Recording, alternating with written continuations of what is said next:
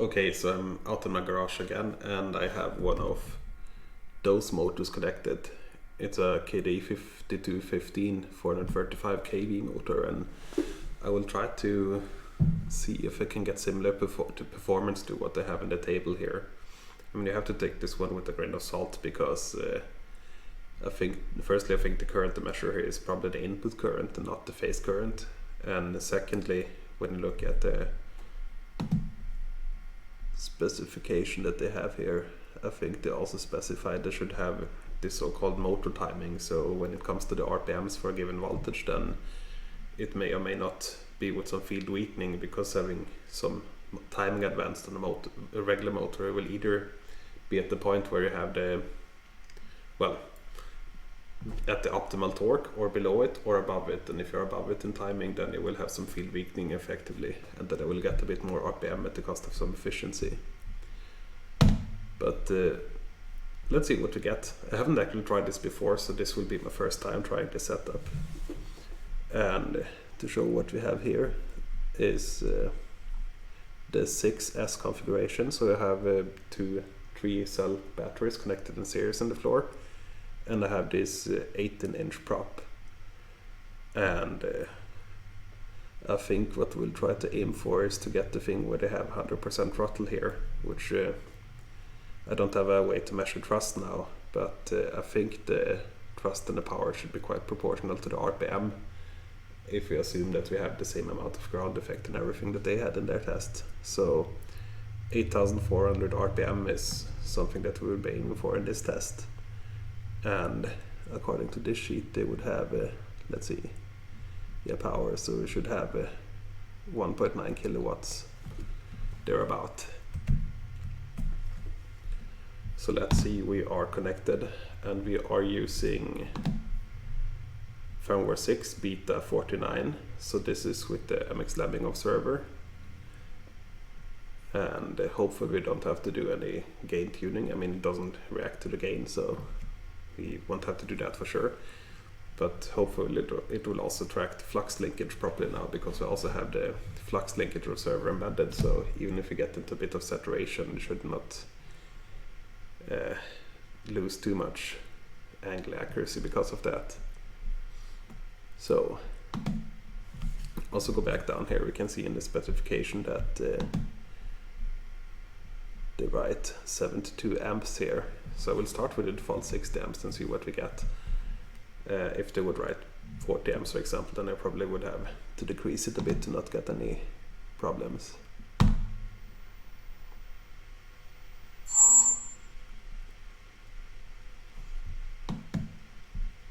Let's go down 20%. Actually, I think I will just leave it at the default, see what we get.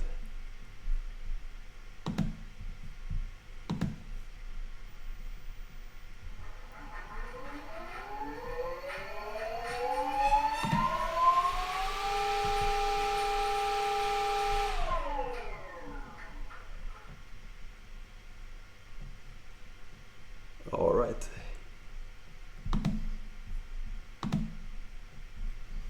Apply and write. And I've already set up the input, so I have one of these things here, so I can use the throttle here to try it out.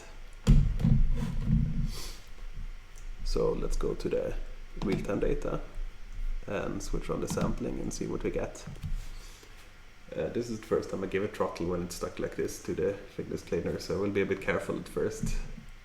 Also have my safety glasses on.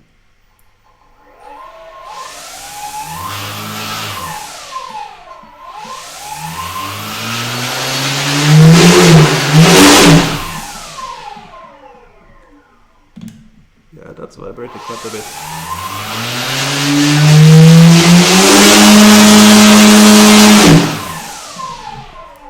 And let's see, what did we get? We went to the full 60 amps and we got something like 800 watts. I didn't check the RPM now. Let's see, let's calculate the ERPMs. I think it said it was a 22 pole motor, so we can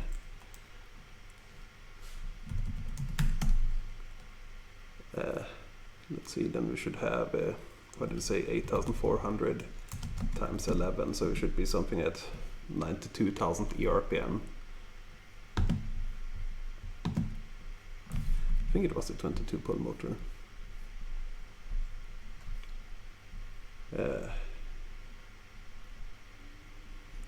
Yeah, so we have 22 magnetic poles, so we have to multiply by 11, so yeah, now I forgot how much it was. Let's dig it out again. 92,400 RPM. Let's look at the number here and see what we got.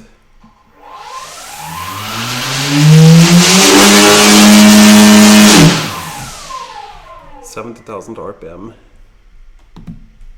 But we didn't reach the full duty cycle because we are limited in current right now.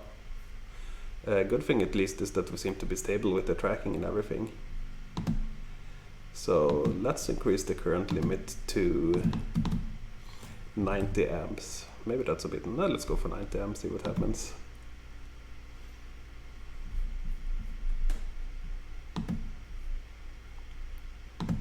We'll also keep an eye here now and see what the current looks like, if it gets unstable.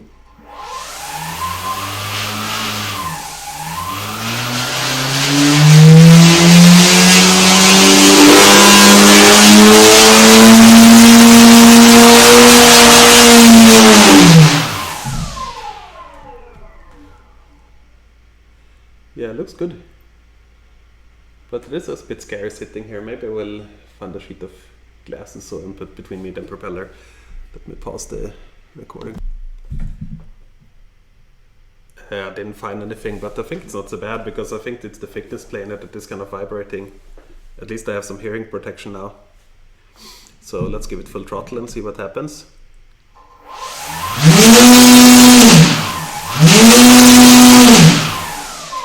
So we got 81,000 ERPM and 1400 watts. And if we open this one again, and then we do 81,000 divided by 11, that's 7,360 or so. And then we can go back to this one again.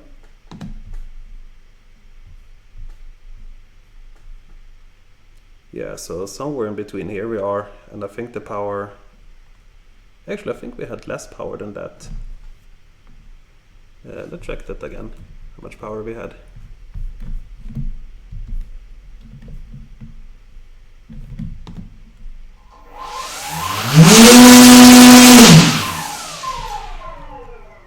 Yeah, we had something like 1400 watts, so if I interpret this one correctly, then we are doing pretty good because we reach higher speed with lower power.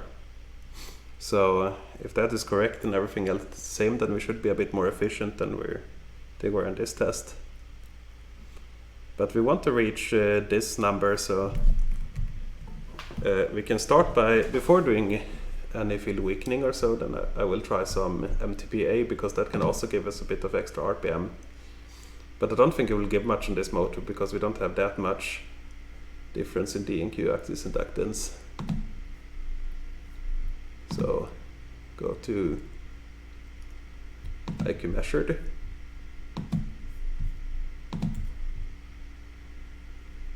And back to the real-time data. And before we had something like 81,000, so see if we get a bit more than that now. ERPM here. Not the same. We can also try some field weakening. Now, so the point we are at now is that we have a fairly full 6S battery and we do not reach the same amount of RPM and power, and that is assuming that the BLDC implementation is correct and doesn't have so much timing, so-called timing, that they get some field weakening, then they should get something like 10% or so more RPM, because you can, if you can distort the modulation, which you can do if you're not outputting sine waves, then you can get a bit more average bus voltage. So, but let's see if we can make up for that with a bit of field weakening. Let's do 20 amps to start with. See if that does anything. So what we did we had before, 81,300.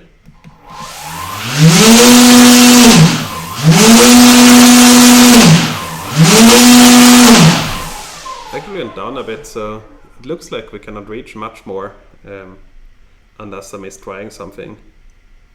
We also are a bit noisy in the current here, so I will try to give it a bit more, let's see, a bit lower time constant.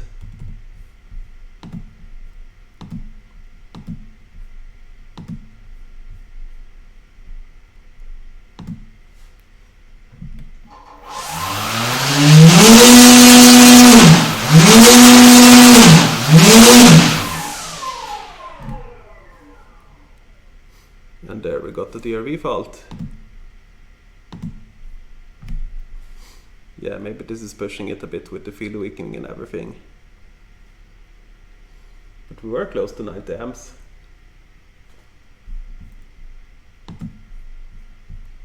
I will switch off the field weakening because I don't think it did any good in this case.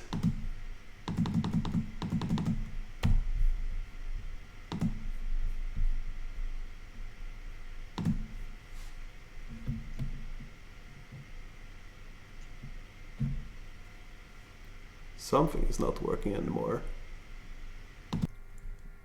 Okay, so it looked like one of the motor cables was a bit loose. Not sure if it was that though. Maybe it was because I restarted it, but I bent them apart a bit so now they grip a bit better. And it seems to work again.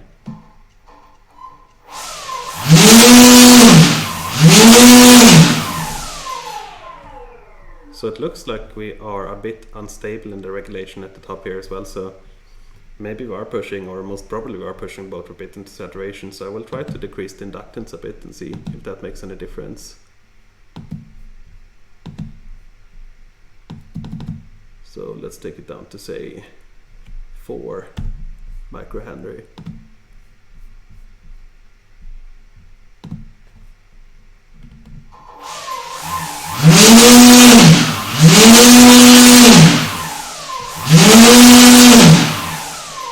I think it looks slightly better, but I'm not sure. You can also note that the D current goes a bit negative here, even though we don't have any field weakening at the moment. So I think it's we are really pushing this motor.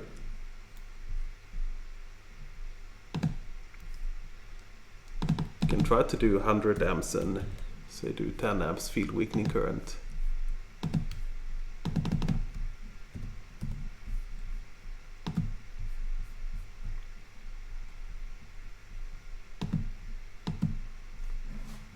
See if we get more than 81,000 now.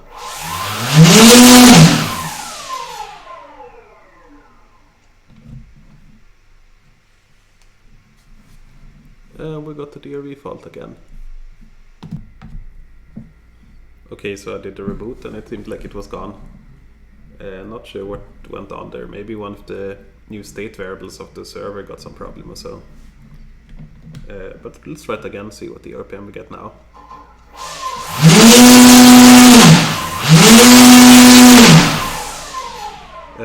Almost exactly 82,000, then we are at, let's look at the power now if I hold it for a while, see what power we are at.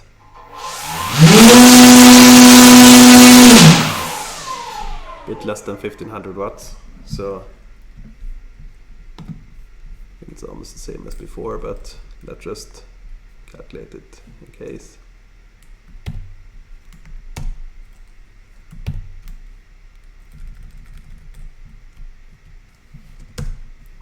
So 7,450.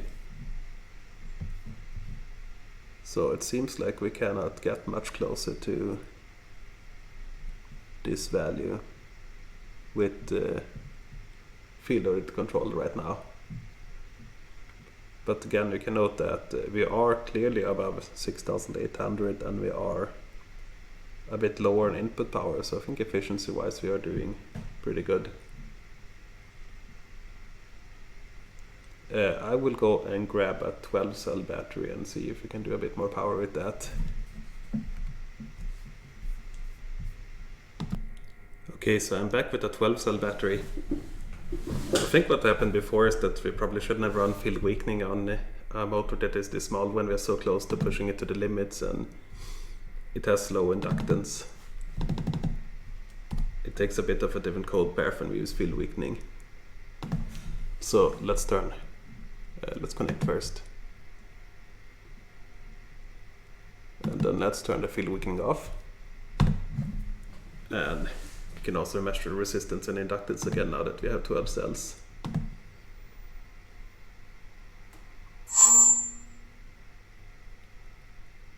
And it looks like we are very similar as expected.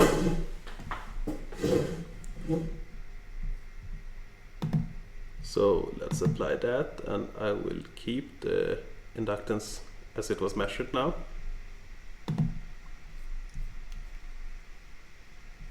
And I think we have 100 amps in. And let's see, now we should be current limited, not input voltage limited. So let's see what power we reach now.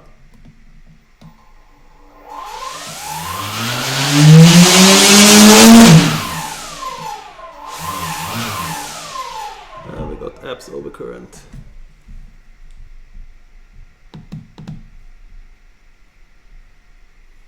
And that limited is at 150 amps, so let's do the sampling when we get a fault.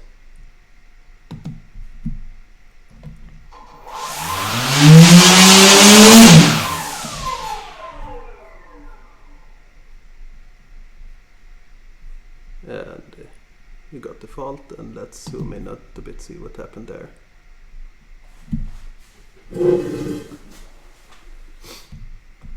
Yeah, that looks a bit strange. Like really wobbly.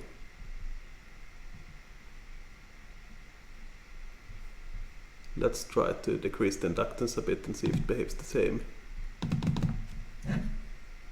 4.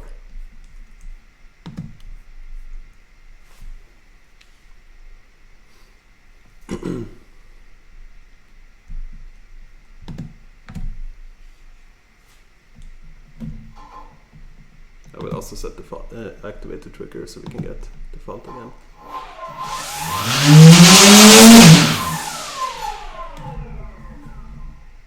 We got the same thing again.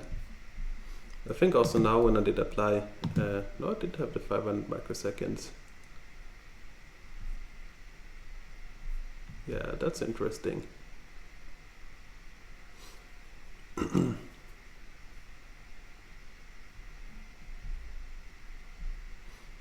It could be that, yeah, we can try that. So if we, this is also one of my debug commands now, but now we activate the experiment plot, and we should have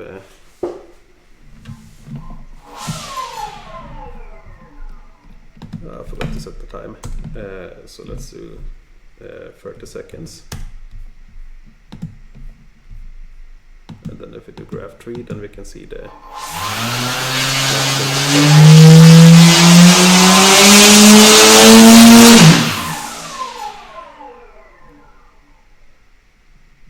yeah, you can see it was going down all the time, the flux linkage, with the flux linkage tracker. It wasn't unstable, but it was decreasing quite a bit, so that could mean that we are saturating the motor quite a bit, if that is what is going on.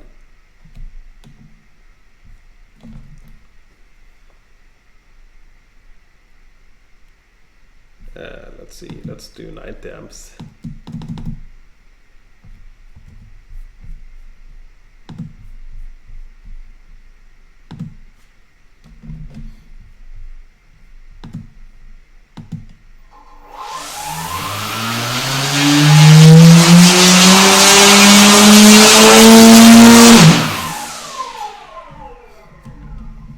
Yeah, up here close to 80 we start to get unstable. We can switch to the other observer. Now we have this one, so let's do the Ortega observer also with lambda compensation. I suspect we need more observer gain for this one, so it's probably gonna cut out even earlier.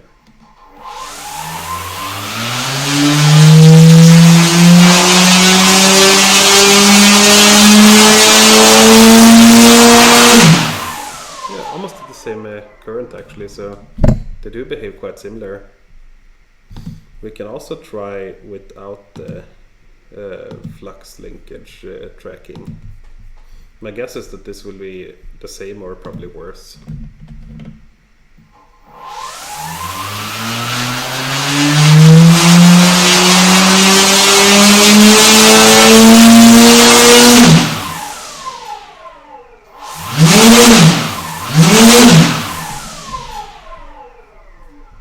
Yeah, I think it did a bit better actually. We can switch on the flux linkage tracking again, and we can do a bit less observer gain, because it will not be observer gain of this observer, but it will affect the flux linkage tracker. I don't think it make a difference because it's already divided by quite a lot, but let's try it anyway. So let's do, say, 300 here.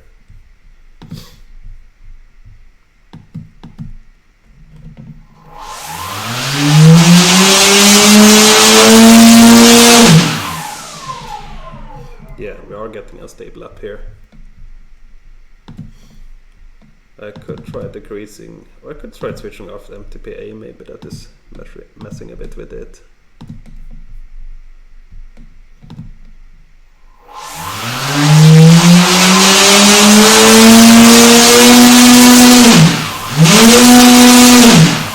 Yeah, seems to be the MTPA.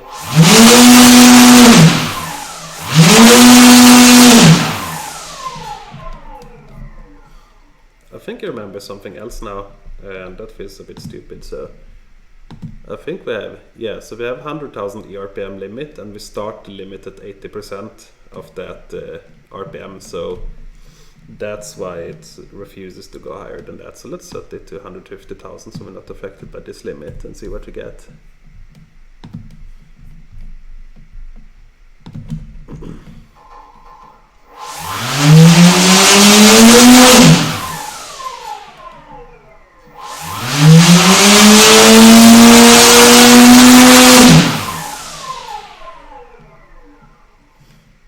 Yeah, we did get a bit more, but we are getting apps over current faults.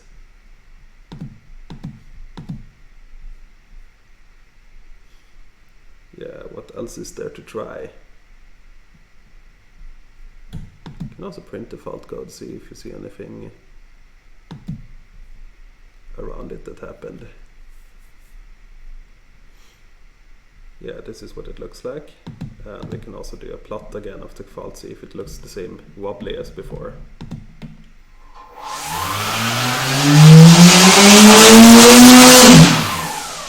Yeah, the same thing here, so we are going up and down in current all the time, so something is oscillating. Let's play with the time constants, increase it again. That rarely helps, but might as well try it. I will just do calc apply all, because then I will not change my inductance measurement, or measurement the value that I changed to. So trigger on faults. I can also switch off, no, let's leave everything on.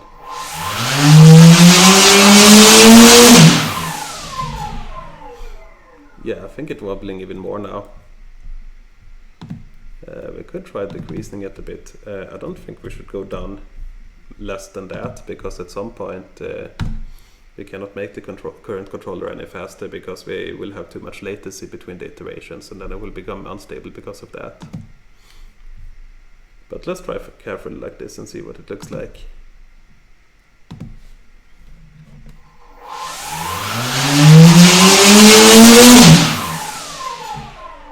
We just changed the frequency of it, so you see that we have probably double the frequency from what we had before.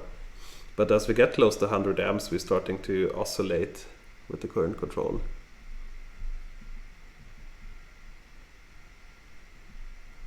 And as far as I can tell from this plot at least, I think the observer is tracking well, because this sawtooth wave, which is the angle of the motor, seems to be quite consistent. But it could still be wobbling. If it makes tiny changes, it can make... No, I don't think it's not even the same frequency, so I think there's something else going on there. Could be something mechanical with the propeller or the motor too. So let's go here and go back to 500 microseconds.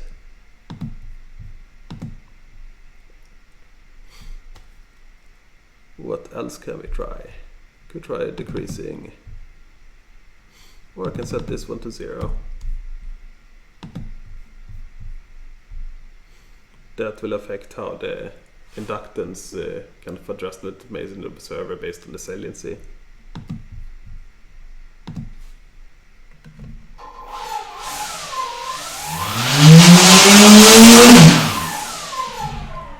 No difference.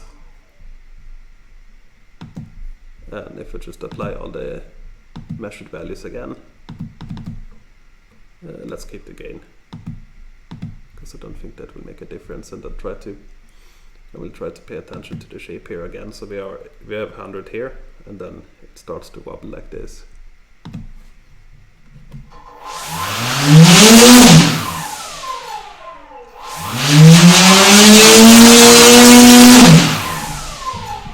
Yeah, so around 80 amps we're okay, and when we get close to 100 then this starts happening. And it looks very similar every time. I mean, I could also I could try to change this one, but I don't think that will make, especially with the tracker, I don't think that will make a difference, but let's try it anyway.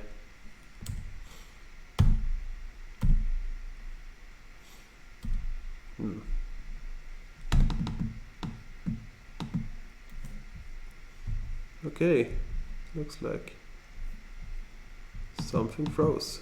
Was that VESC tool or was it?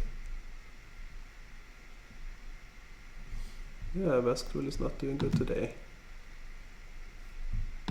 Start it up again.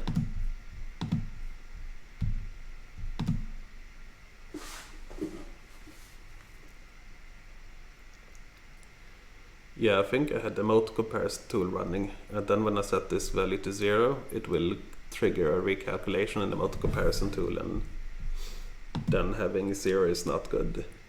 I think that's what happened.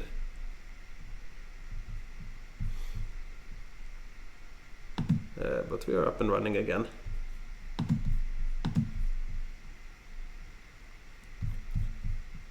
So what was I about to do? Set this one a bit lower, say 0.6. Again, this one doesn't matter so much now because we have the inductance or the flux linkage observer. I think we have it. Yep. So I expect it to behave exactly the same.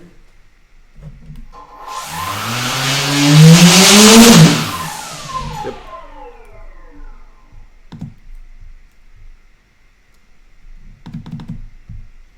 I think it was 0.9 or so before.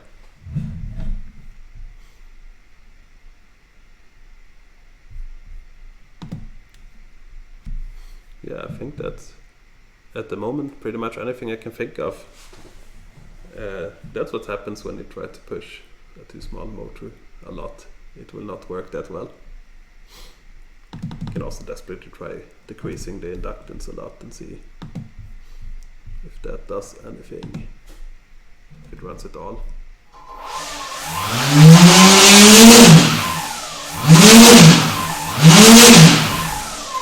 It looks the same.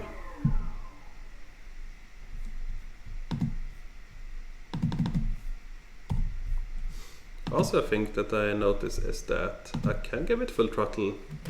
I can spin it a bit,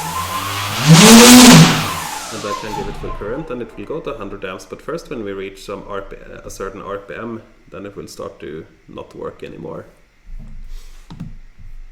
Yeah, there's also this thing I can try. We can try, say, 45 kilohertz here. In that case, I have to. Or I should probably remeasure it just in case.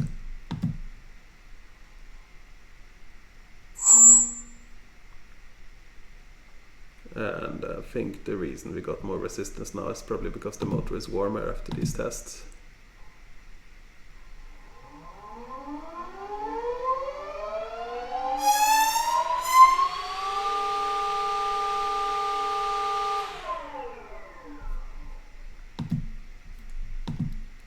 Apply and write. See what it looks like now.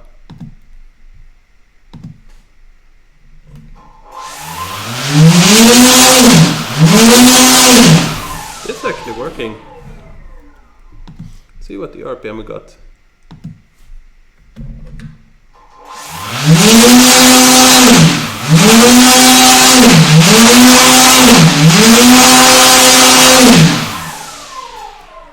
Close to 85,000. But it looks like the current is not going up to 100 amps. Probably because we only have 90 amps current limit. Let's do 100 amps and see if it works now.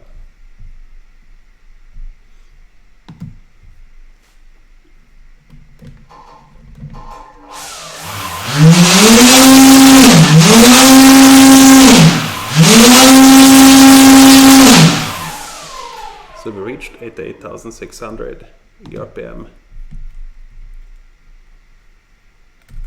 Let's say 88,000. And then we are at 8,000 mechanical RPM, and going back here again and looking at the table. Now we are pretty close to this one. You can see what the power is out as well. So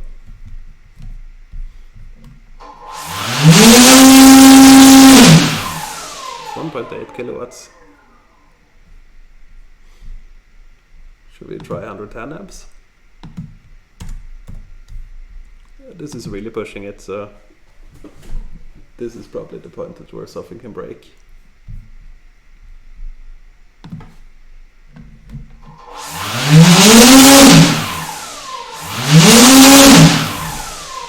Yeah, we got 90,000, but we get the apps over current.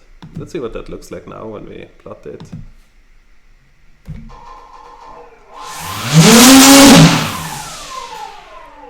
And surprisingly it looks, or maybe not surprisingly, it looks very, very similar to what we had before. We have this oscillation here that just increases, and at some point we hit the apps current limit at 150 amps here when we switch off.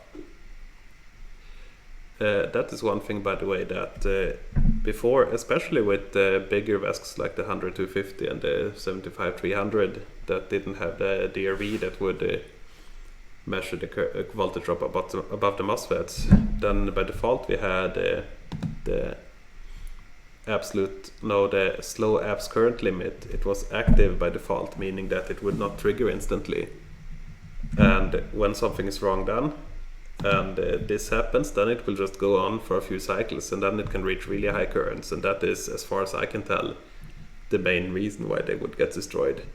So having the not slow or the fast apps current limit, meaning that as soon as we have any sample, as you can see in this case above the max value, this is only one sample here, then we fire default, and that seems to be really reliable in protecting the hardware so far.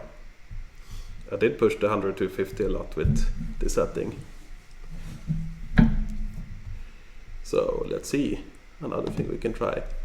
So one thing that happens when you go above, say 35 kilohertz or so, is that it will no longer sample the values or it will no longer update the timer after sampling before it goes into the next half of the PWM cycle, and then we will get a bit more observer delay, and you can compensate for that with this value here. So I think for this operating point it should be -1.5 to be correct. See if that makes any difference.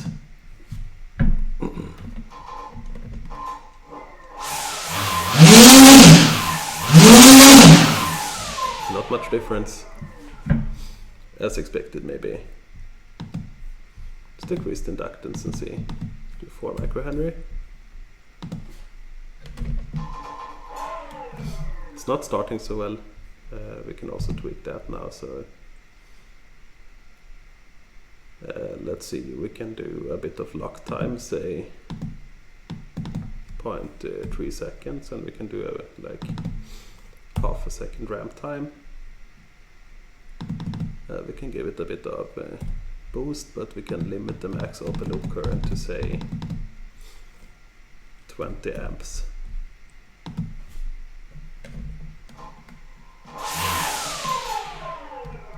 Yeah, it takes a bit longer to ramp up now. Maybe it doesn't have to be that long. Say 3 and lock 4.1 seconds.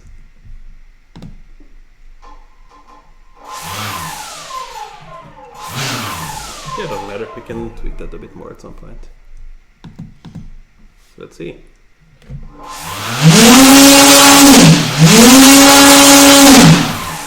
92,000 RPM, so decreasing the inductance seemed to do the trick, and I think that's the only thing I did now. I could go and redo the entire setup and see. I should probably do that and see how we got it to work now. Let's keep it running for a while and see.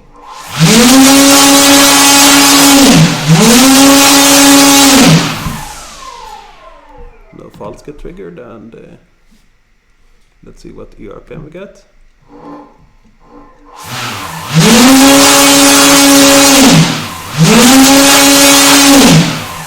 Bit more than 92,000. That would mean that we are at 8,363. Actually, let's put in, I think, 92,300. Do I do now? Okay, 8,390. So we are pretty much at this operating point here, and I see they had 1,944 watts, and see what we have.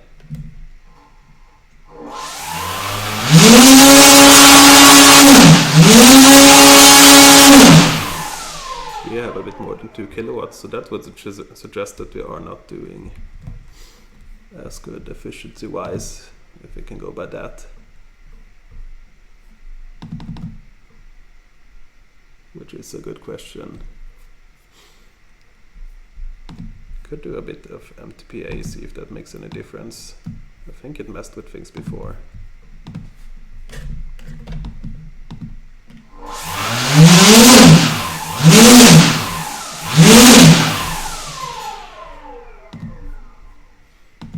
Could also do EQ target to get a bit less noise on the feedback for the MTPA.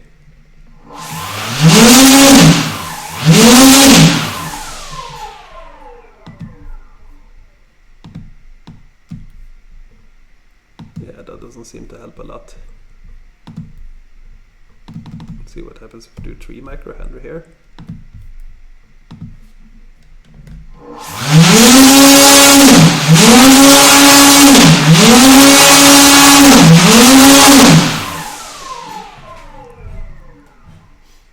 Quite similar to what we had before.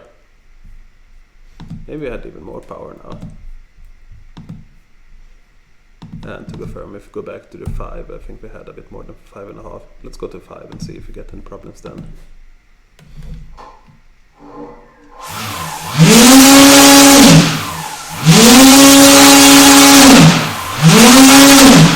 Yeah, we just barely got the fault there, and if we do 5.5.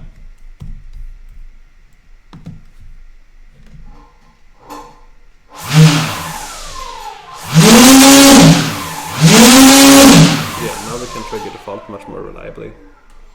So maybe 4.5 is a good value at this amount of saturation.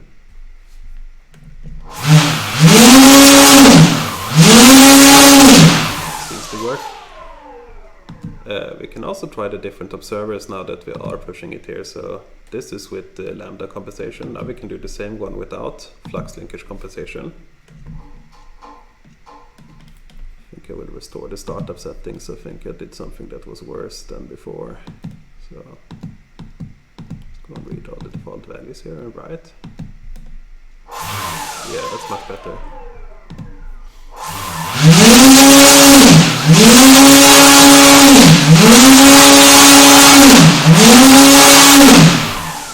Still seems to work. Okay, so let's try the Ortega observer.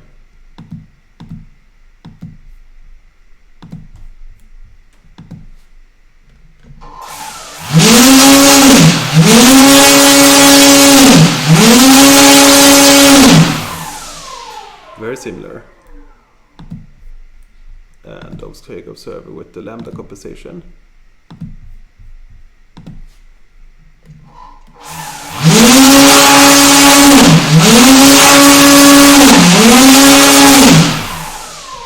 Yeah, all of them are very similar on this motor.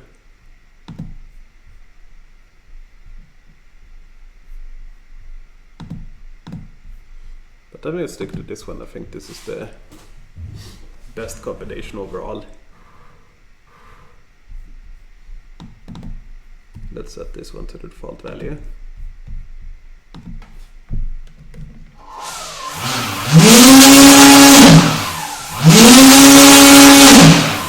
Oh, it seemed to help a bit. Let's do -2 for example. Yeah, we'll just go in there.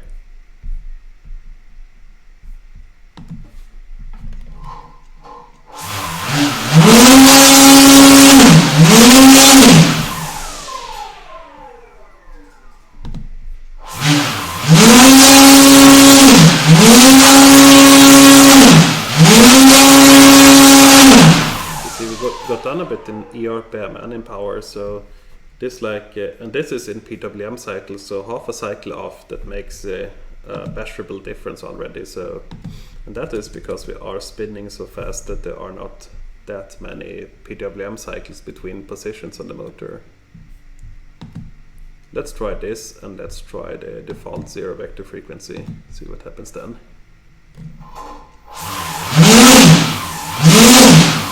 We get the default again. Let's try say 35.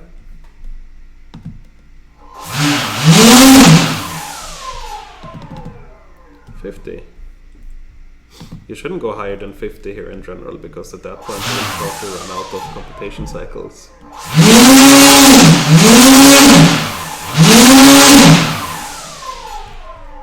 When at 50 we get some faults.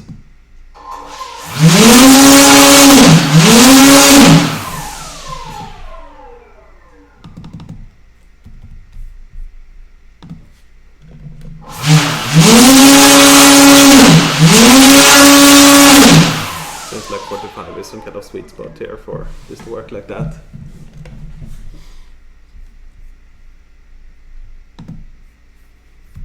So yeah, this is how things start to behave when you start to push the motor a bit. And let's actually, before we finish here, I think I will go back in current a bit. So now we did 110 amps, and let's do 100 amps.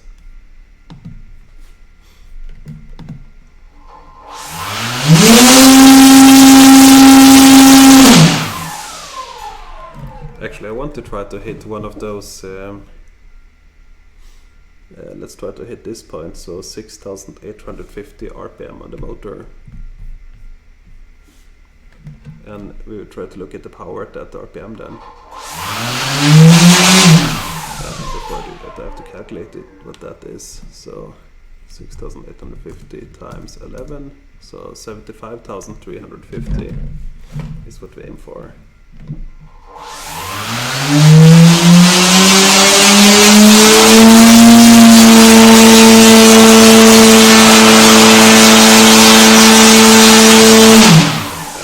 Set it here. If I want to set it here, I have to I will switch off the remote, and it should time out maybe. No, I have to switch off the PPM map. So, or just disable the control mode on the PPM map. Let's say off. Read it again, just in case I forgot to read it before. Set it to off and see if this works.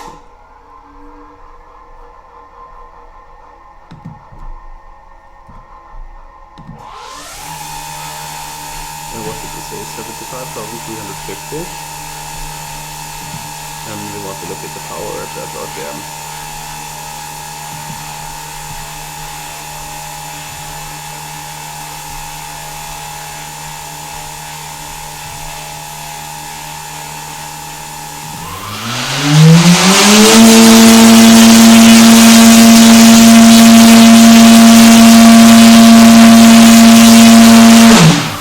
We are at around 1080 watts, and really that sounds so much lower. Did I pick the wrong one? No, 6,850.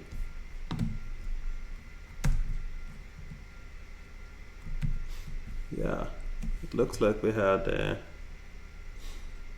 much less power. Yeah, maybe we're also getting some aliasing with the current measurement or so,